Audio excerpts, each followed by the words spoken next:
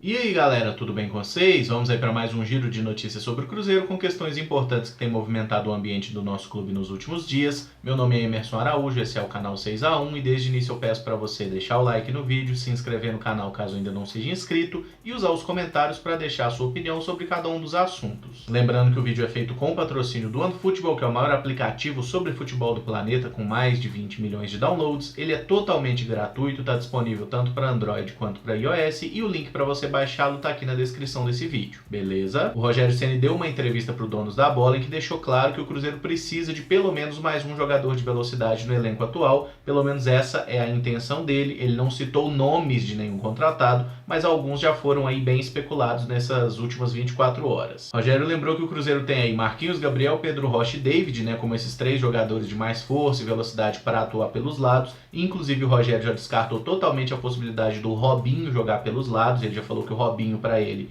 é meia ou segundo volante. E o nosso treinador também disse que está observando aí a base, né, para identificar jogadores que possam fazer essa função, que não seja necessariamente buscar alguém no mercado. Eu acho inclusive que se o Rogério está olhando para o sub-20, ele pode olhar com um pouquinho mais de carinho, inclusive, porque tem gente boa. O Wellington é um jogador que ele até já conversou, teve um problema, parece que no ombro, mas é uma alternativa boa de velocidade para jogar, especialmente pelo lado direito. A gente tem o Maurício, que também sabe jogar por ali. O grande destaque do Maurício na base foi pelo lado direito, não foi como meia central. E tem também o Caio, né, que é um jogador que fez uma ótima Copa São Paulo no início do ano, depois teve um probleminha de lesão, voltou a jogar, tá jogando bem lá no sub-20, até ganhou um jogo pra gente recentemente contra o Botafogo com um belo chute de fora da área, que é a característica dele. Agora, para falar em mercado, os dois jogadores que têm sido mais citados são o Guilherme e o Claudinho. Guilherme, já falei sobre ele algumas vezes, é um jogador do Grêmio que está no Sport. O Cruzeiro parece que fez uma proposta de R$200 mil pelo empréstimo desse atleta até o final do ano, mas o Grêmio não está disposto a emprestar, porque ele já está jogando emprestado lá no Sport. Inclusive o Grêmio está pagando a maior parte do salário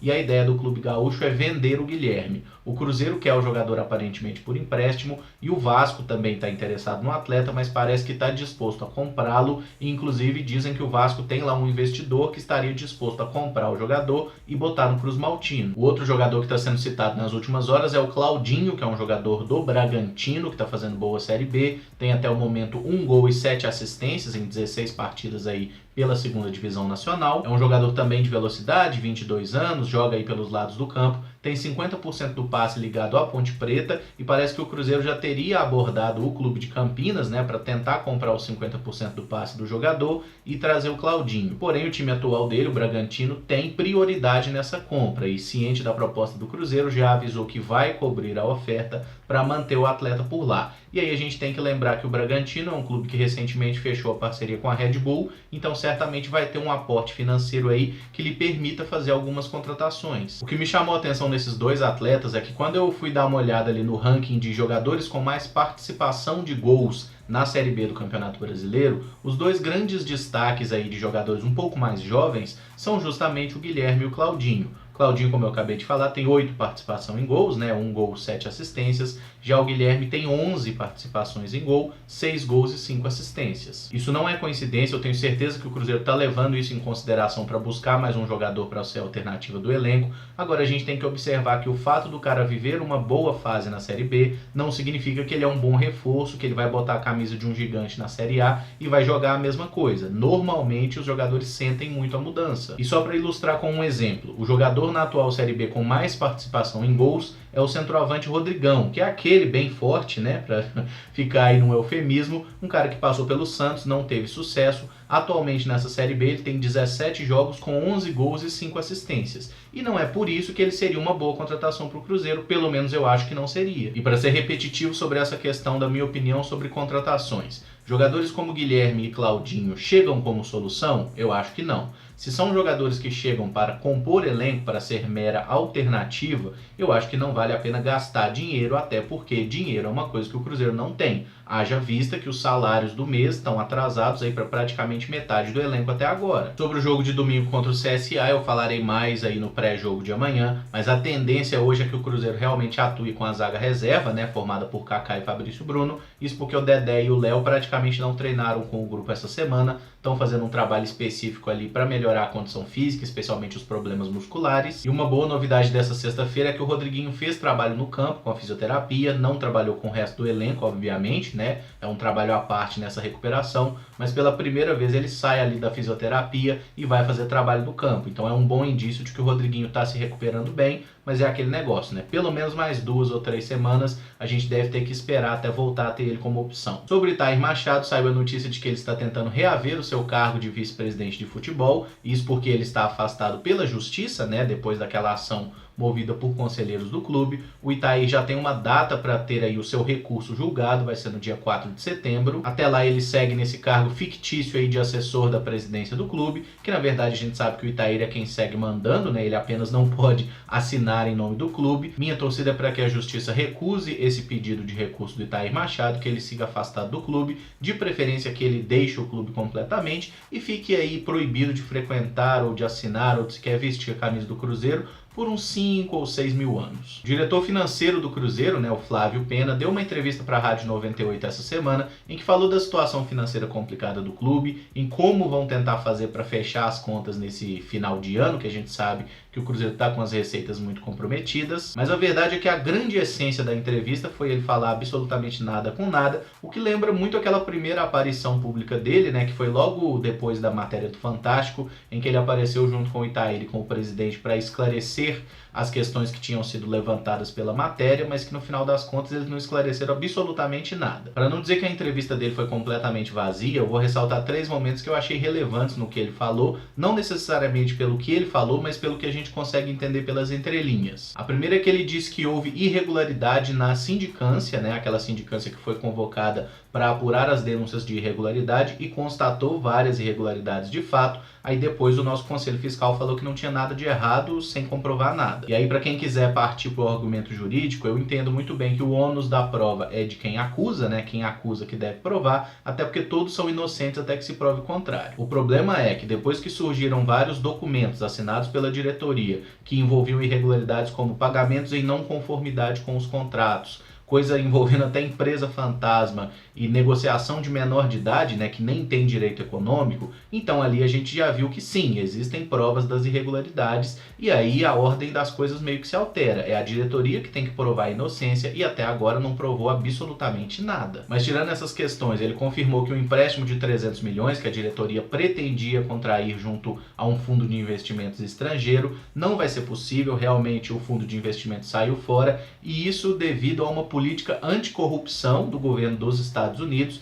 que é de onde viria parte desse dinheiro. Aí é engraçado que ele falou nisso, né, na política anticorrupção, e logo depois já tratou de falar, não, mas isso aí foi uma questão política, né, aquela matéria do Fantástico, a coisa da oposição, tentando entrar em conformidade com aquele discurso que tinha sido adotado por Itair e Wagner Pires, que a gente viu até agora que é completamente vazio. E mais uma vez é importante a gente lembrar, o empréstimo de 300 milhões, ele em si não é uma ideia ruim, né? Inclusive, várias pessoas especialistas na área falaram sim que é uma medida interessante você ter apenas um credor. Isso porque você acaba conseguindo se livrar de vários juros, reduzindo, né, com isso o risco dessa dívida aumentar anualmente. O problema é, olha quem queria pegar esse empréstimo, né? Olha quem teria 300 milhões na conta. Então, vindo de quem é, eu realmente acho que a recusa do empréstimo acaba sendo muito positiva para o Cruzeiro, porque essa tentativa de solução poderia ser a nossa ruína. E me chama muito a atenção a falta de autocrítica dessas pessoas da diretoria que não entendem que todo mundo só virou os olhos para o Cruzeiro e começou a prestar atenção nos absurdos dessa administração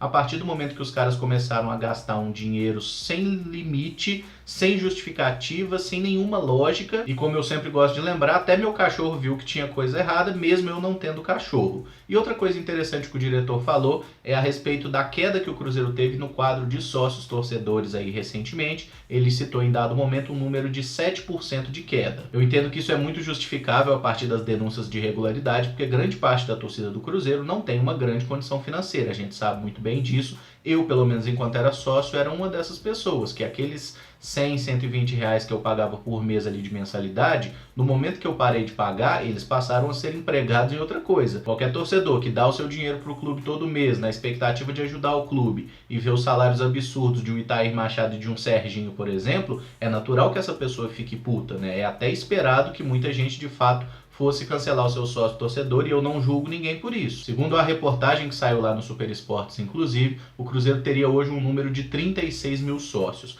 Quando a gente observa, né, que o plano dessa diretoria era chegar aos 100 mil sócios e que o Cruzeiro já teve em determinado momento mais de 80 mil, a gente vê que de fato houve uma queda muito grande, não apenas por essa questão das denúncias de irregularidade, tem outros fatos, por exemplo, a mudança no programa do sócio que foi feita, na minha opinião, ela foi uma mudança que caiu muito mal em grande parte da torcida, eu já vi muita gente reclamando sobre isso, e tudo contribui para a queda, né? Não é uma explicação simples, não é apenas um fator, até a própria crise econômica que o país vive, cada vez mais intensa, né, e persistente, também é uma coisa que afeta muito aí nessa desistência de grande parte das pessoas. Mas eu tenho uma ideia de como o Cruzeiro pode aumentar o número de sócios, não vou dizer que seja a solução, mas acho que pode ser um início. Sai toda essa diretoria, toda inteiramente, e aí você substitui por pessoas que tenham um currículo maior do que as fichas criminais. Eu acho que a partir daí as coisas vão caminhar bem para o Cruzeiro. Sobre o futebol feminino, o nosso time decide aí o Campeonato Brasileiro da Série A2 nesse domingo, 2 da tarde. O jogo vai ter transmissão ao vivo aí da Band para todo o Brasil. Cruzeiro e São Paulo, mas aí a gente sabe que tem aquela situação chata, né?